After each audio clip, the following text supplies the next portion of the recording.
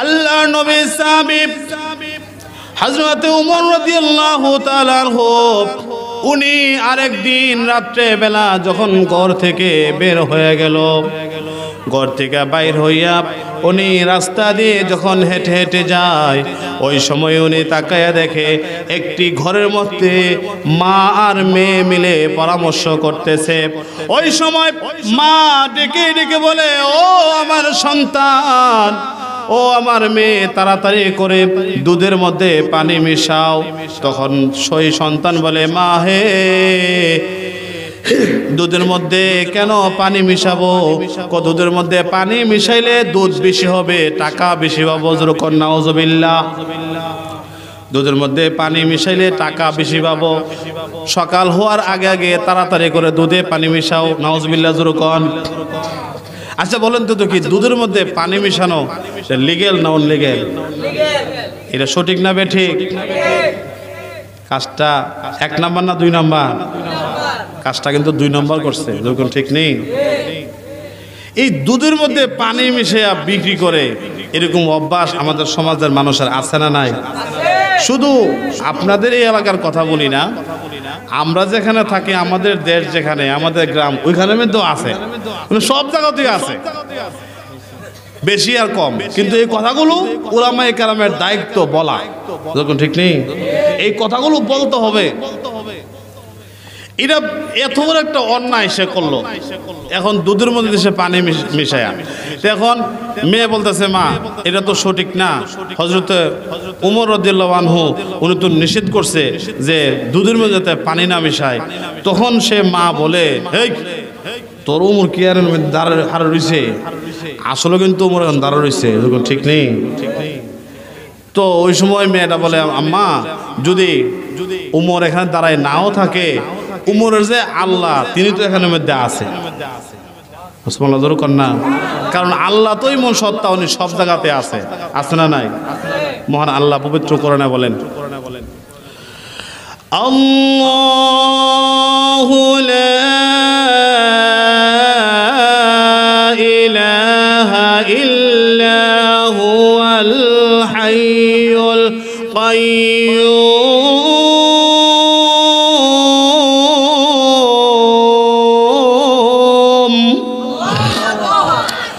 لا تأخذه سنة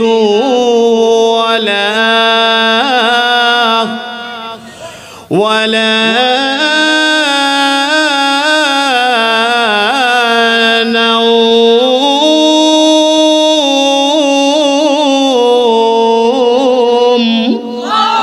মহান আল্লাহ এমন এক সত্তা যিনি সব সময় সব জায়গা বিরাজমান, যেরকম ঠিক কিনা ঠিক না? আর এই যে একটা কাজ, এটা কিন্তু অত্যন্ত খারাপ একটা কাজ, দুধের মধ্যে পানি মিশানো, এটা অত্যন্ত খারাপ একটা কাজ। কারণ রইল এই দুধটা কিন্তু একটা আল্লাহ তাআলার বিশেষ একটা নিয়ামত, যখন ঠিক না ঠিক না? এই দুধ কিন্তু আল্লাহ তাআলার একটা বিশাল একটা নিয়ামত, এবং এই দুধটা কিন্তু জান্নাতি একটা খাবার। সুবহানাল্লাহ যুরকন। কারণ জান্নাতের মধ্যে আল্লাহ রাব্বুল আলামিন যে সমস্ত জান্নাতীদেরকে দিবে, তাদেরকে 4টা নহর দান করবে। যেরকম কয়টা? আল্লাহ রাব্বুল আলামিন সকল জান্নাতীদেরকে জান্নাতের মধ্যে যাওয়ার পরে অসংখ্য অগণিত নিয়ামতগুলো দান করবে। ওই নিয়ামতগুলোর মধ্যে এই 4টা নহর থাকবে। একটা নহর হলো পানির, একটা কিসের? আরো যেরকম। আর একটা নহর হলো মধু, একটা কিসের? আর একটা হলো শরবতের নহর, আর একটা কিসের? 4 নম্বর হলো দুধের নহর। সুবহানাল্লাহ যেরকম। কারণ আল্লাহ রাব্বুল আলামিন দেখে এই পৃথিবীতে অনেক মানুষেরা আছে যারা পয়সা কম হওয়ার কারণে দুধ ক্রয় করে খাইতে পারে না, কিন্না খাইতে পারে না, মনসা, ঠিক নেই? 1 পা দুধ রোজ করছে। গরমের তো সদস্য হলো 60 থেকে 5 জন, 1 পা দুধ রোজ করছেন, কজন হইব কজন না? মহান আল্লাহ বলেন, একটু সবর করো। দুনিয়াতে দুধ খাইতে মন চাইছে, দুধ খাইতে পারছো না, আমি আল্লাহ তোমার জন্য পরকালে দুধের ব্যবস্থা করে রাখছে। সুবহানাল্লাহ যুরকন। কেমন দুধ?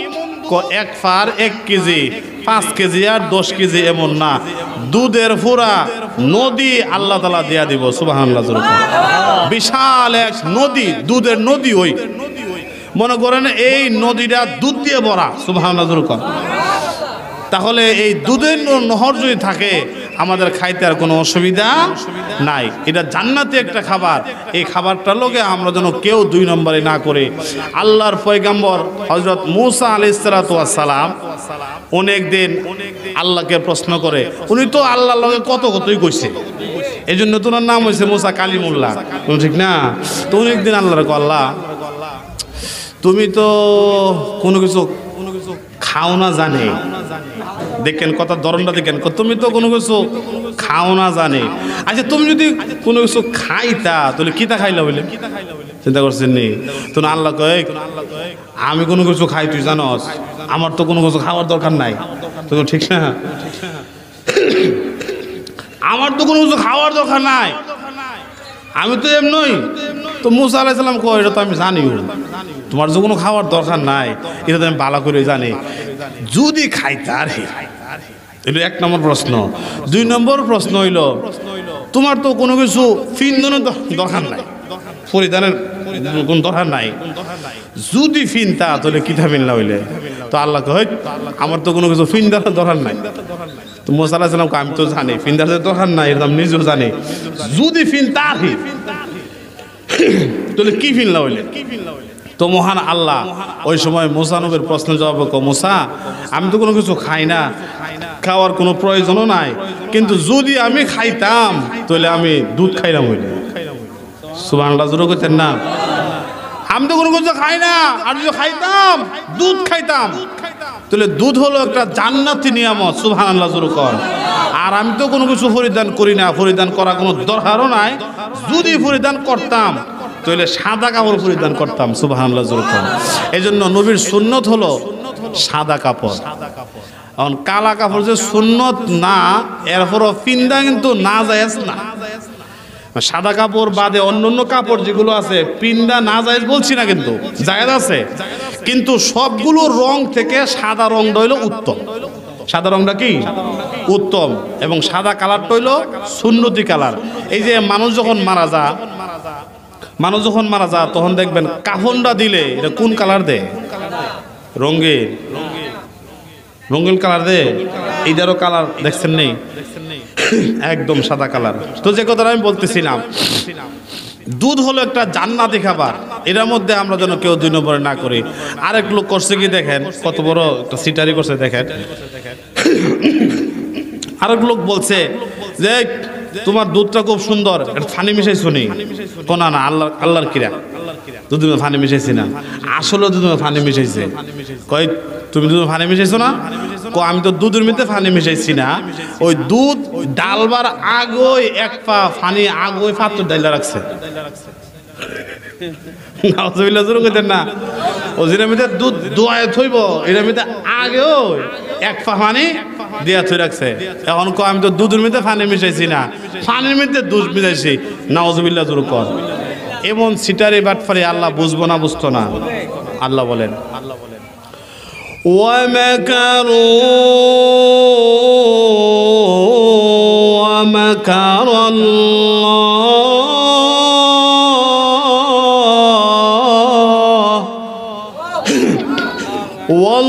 وَاللَّهُ خَيْرُ الْمَاكِرِينَ।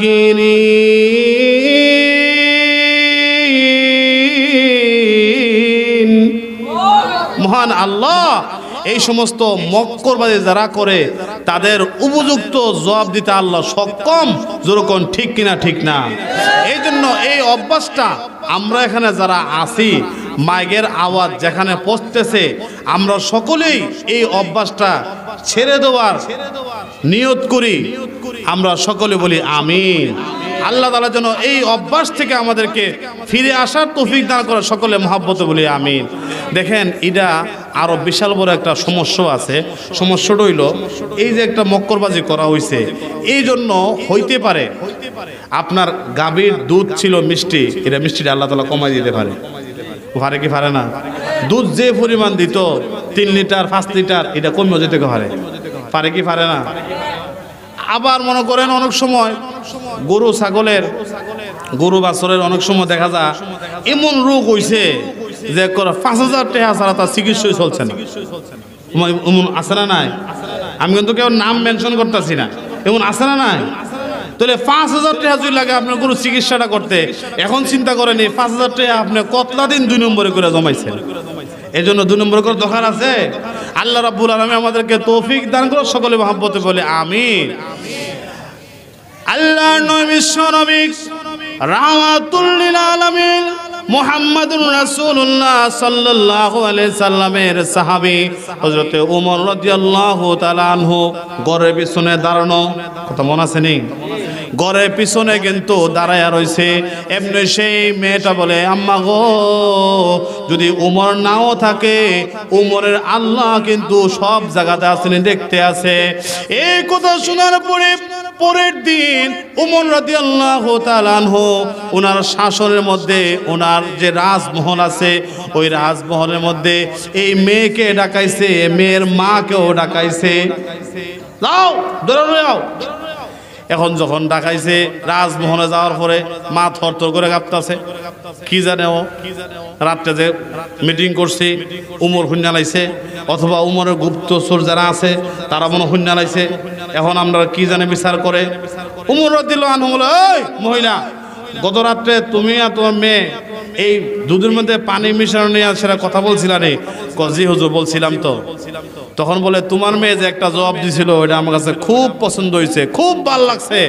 আমি চাই যে আমার একটা ছেলে আছে, তার নাম হলো আব্দুল্লাহ, এই আব্দুল্লাহকে দিয়া তোমার মেয়েকে বিয়ে পড়াইতে আমি চাই। তুমি কি বলো?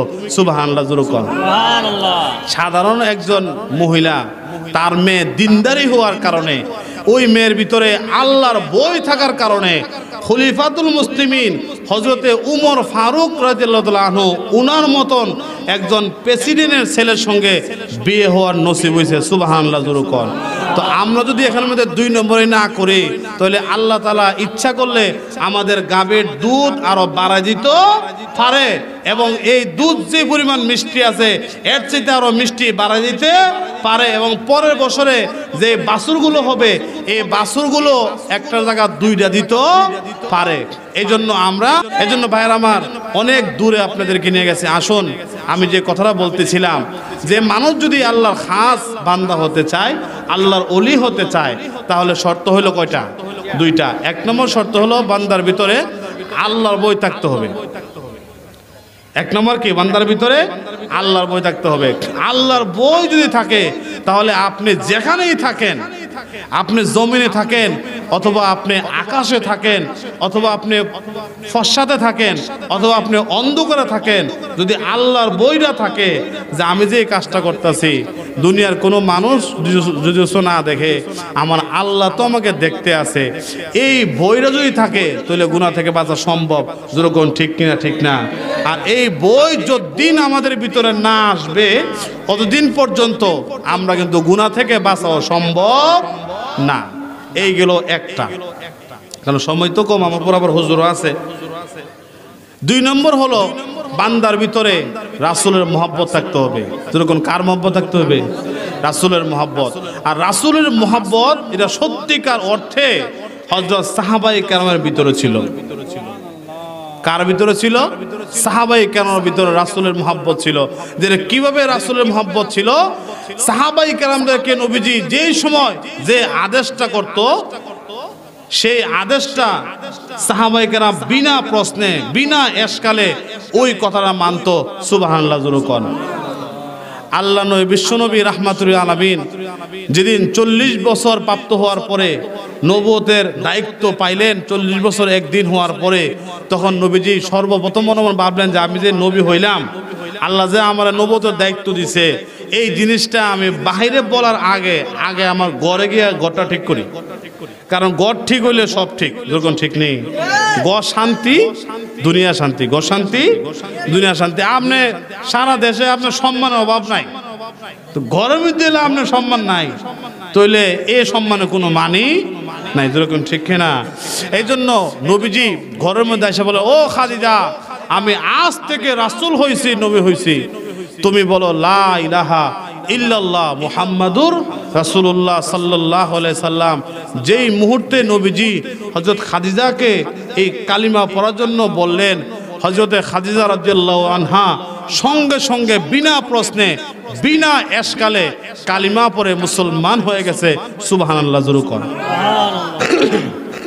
নবীজি তখন বলে, ও খাদিজা, তুমি আমার কোনো প্রশ্ন করলা না, কোনো এশকাল করলা না যে আমি নবী কেমনে নবী হইলাম, আমি কেমনে রাসূল হইলাম। তুমি বিনা প্রশ্নে বিনা এশকালে যত জলদি তুমি আমার কথাটা মানছো, অত জলদি কোনো স্ত্রী ওই তাদের স্বামীর কথা অত জলদি মানে না। মজুর কোন ঠিক কিনা? স্ত্রী অত জলদি মানে দেখবেন 3 জায়গাতে পয়সা বেশি দাম পাওয়া যায় না। কয় জায়গা? কয় জায়গা? 3 জায়গাতে বেশি দাম পাওয়া যায় না। 1 নম্বর হলো নিজের আব্বা আম্মার কাছে। আপনার আব্বা আম্মার কাছে আপনার দাম কিন্তু খুবই কম। আপনি একজন মেম্বার চেয়ারম্যান হইলো, আপনার আব্বা আম্মা কি আমার ছেলির তো বুঝুন ঠিক নেই।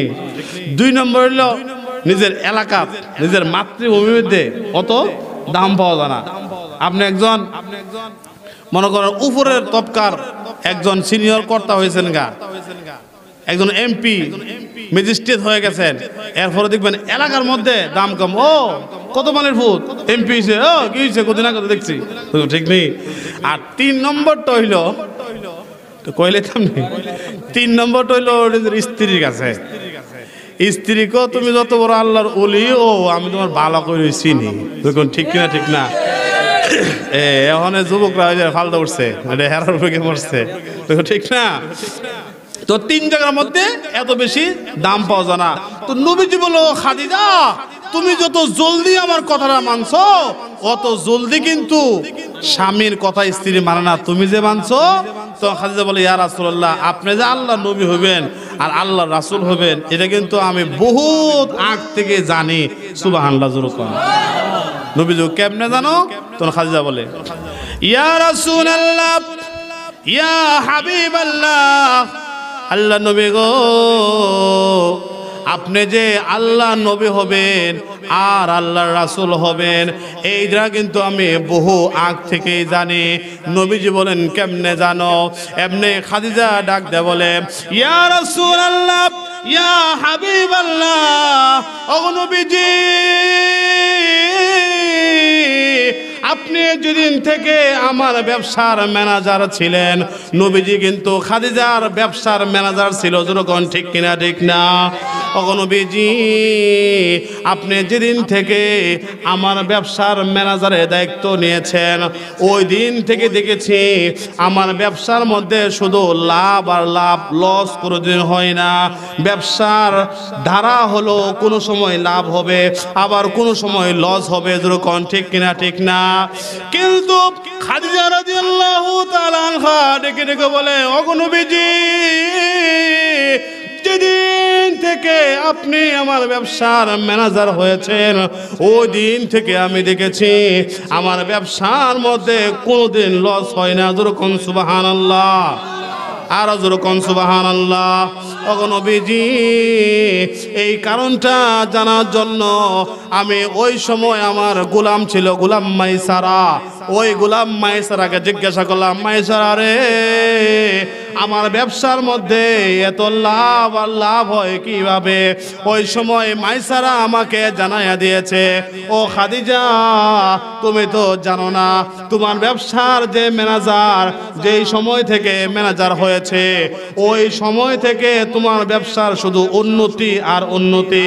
সুবহানাল্লাহ জোরে কোন।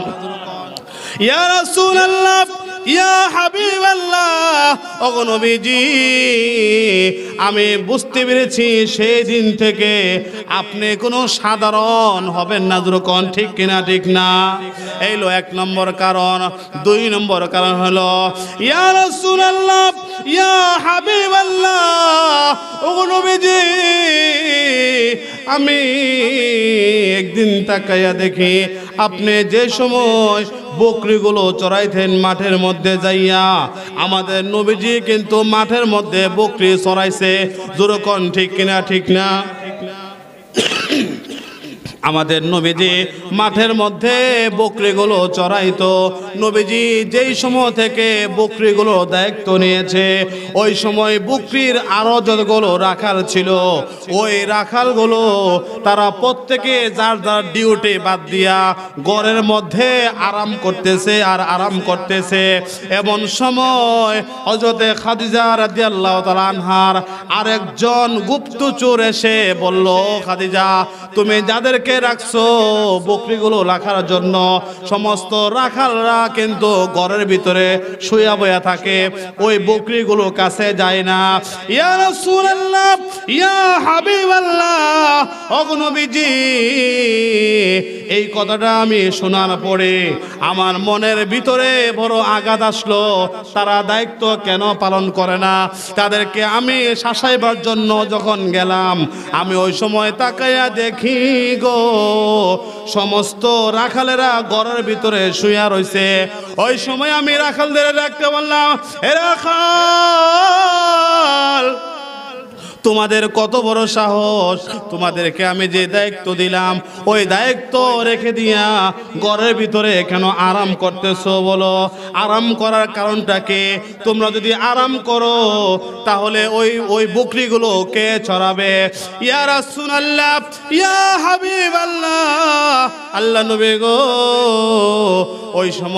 ওই সময় রাখালগুলো আমি খাদিজাকে বলে, ও খাদিজা, খাদিজা গো, তুমি তো জানো না তোমার এখন যে রাখাল ছেলে রাখছো বকরিগুলো রাখার জন্য। রে খাদিজা, আমি আল্লাহর কসম করে বলি ওই রাখাল ছেলে আসার পর থেকে নিয়ে আমাদের যে দায়িত্ব আছে ওই দায়িত্ব আমরা পালন না করলেও চলে। কই কিভাবে চলে?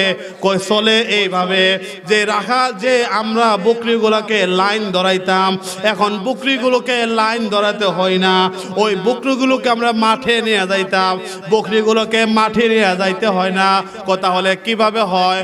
ওই রাখাল ছেলে তার আঙ্গুলের ইশারা যে দিক দিয়া দিবে ওই দিক দিয়ে আমরা দেখেছি, ওই দিক দিয়া সমস্ত বকরিগুলো সেই দিক দিয়া যায়। একটা বকরিও লাইনচ্ছেদ হয় না, একদম সোজা তারা মাঠের মধ্যে চলে যায়। আবার যখন খাওয়া শেষ হয়ে যায়, যখন বিকাল বেলা হয়ে যায়, ওই সময় আবার যখন আঙ্গুল দিয়া ইশারা করে, আঙ্গুল দিয়া ইশারা করার সঙ্গে সঙ্গে ওই বকরিগুলো আপনার বাড়িতে চলে আসে।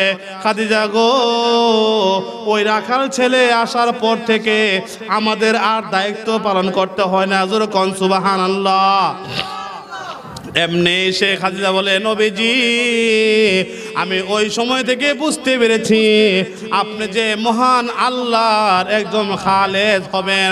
এমনি তখন নবীজি বলে, খাদিজা তুমি আর কি জানো? খাদিজা রাদিয়াল্লাহু তাআলা আনহা বলে, ওগো নবীজি, আমি একদিন স্বপ্নে দেখি আকাশের পূর্ণিমার চাঁদ আমি খাদিজার কোলে এসে বসে গেছে। আমি খাদিজার কোলে যখন আকাশের পূর্ণিমার চাঁদ এসে বসে গেল, ওই সময়ে এই স্বপ্নের ব্যাখ্যা জানার জন্য তৎকালীন সবচাইতে বড় আলেম ওয়ারাকা ইবনে নওফলের কাছে গিয়েছিলাম। ওয়ারাকা রে, আমি স্বপ্নে দেখি আকাশের পূর্ণিমার চাঁদ আমি খাদিজার কোলে এসে বসে গেছে, এই স্বপ্নের ব্যাখ্যা কি হইতে পারে বলে দাও। এমনি ওয়ারাকা ইবনে নওফল ডাকতে বলে, খাদিজা, এই স্বপ্ন কোনো সাধারণ স্বপ্ন নয়।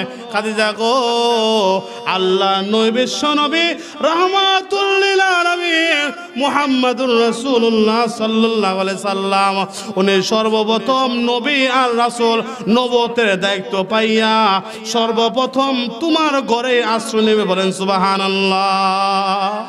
খাদিজা বলে, ইয়া রাসূলুল্লাহ, আপনি যে আল্লাহর নবী হবেন, আল্লাহর রাসূল হবেন, এটা তো আমি বহুত আগ থেকে যাইনি, এই জন্য বিনা প্রশ্নে বিনা এশকালে কালিমা পড়ে মুসলমান হয়ে গেলাম। সুবহানাল্লাহ। জোরে কোন। ভাইরা আমার।